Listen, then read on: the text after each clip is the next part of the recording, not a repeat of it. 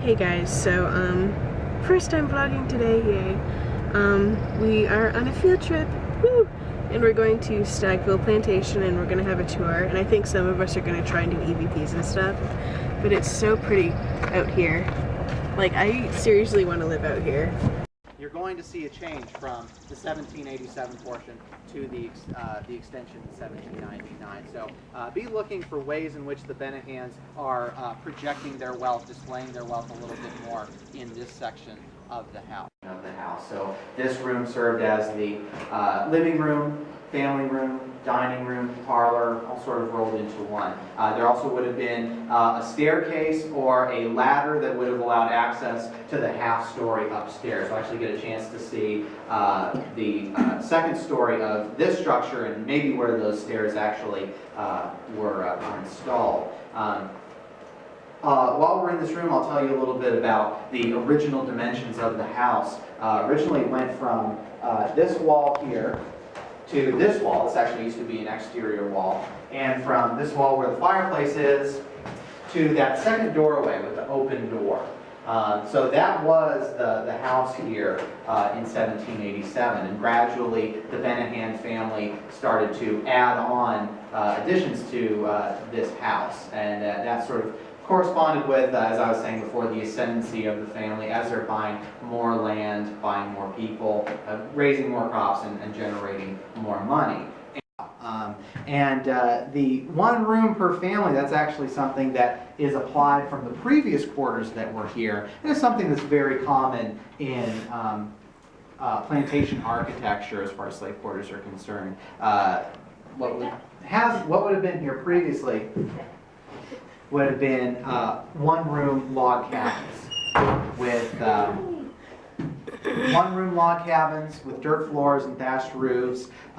These are built to a higher quality. That's mostly thanks to the enslaved craftsmen who are doing the work here. These are actually built by the enslaved community, and it's really because of their expertise that these are still standing today. They build these new houses and they retain that one family per room housing style, so that in just this one house you would have about 25 to 30 people living here. Because a family at Stagville is about 7 people. You know, it could be less, but usually it's going to be 7 or more.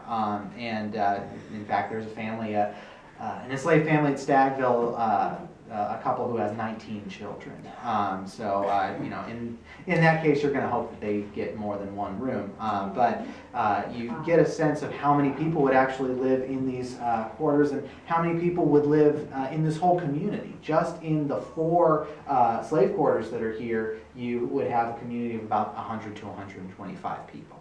Sort of helps make this a very comfortable room. During the winter time, all that light is going to help warm up the room, and then having these windows opposing each other, allowing for a cross. Benehan had 2 kids, Thomas and Rebecca. They would have stayed in this room when the extension was built.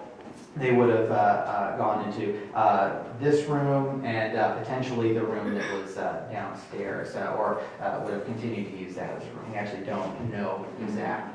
Another interesting thing about this room, if you have a good eye, you can sort of see where the stairs might have come in. Right there. Yeah.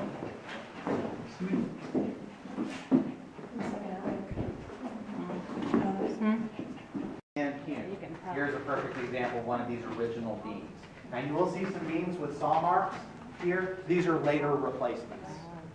All the original beams here holding up the barn, they have these marks here. These are called adze marks. An adze is a tool, sort of like an axe where it has a blade and it's attached to a handle, but that blade, instead of swinging this way like an axe, is set on its side, so it hits like this and it actually planes a rounded surface and it flattens it. And so every time you see a horizontal mark here, that is one of those cuts. All these beams originally would have been hand-hewn. And these beams actually get to be pretty big. If you look up here on the 3rd level, we have a beam that starts here and it continues all the way unbroken to this joint here. It's over 50 feet long. That's a tree trunk that was cut down, hauled here, hand hewn, and then raised up to the 3rd story. An amazing amount of labor that goes into this part. There's this mini little model of the complex we're in right now, and it's really cool. And we just went to Mellow Mushroom again, and it was really good. We had some pizza. What are you doing, Pooja? But yeah, anyway, so we're just hanging out. We have to be back at the hotel at 3. I don't know, maybe they're fixing something. Probably.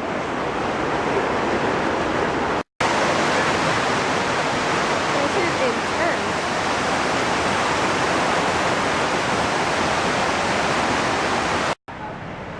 So we've just been walking around downtown Durham, and I love the buildings because they're all like old buildings and stuff. And it's just, I have a thing for old buildings. I don't know why, but it's just really cool.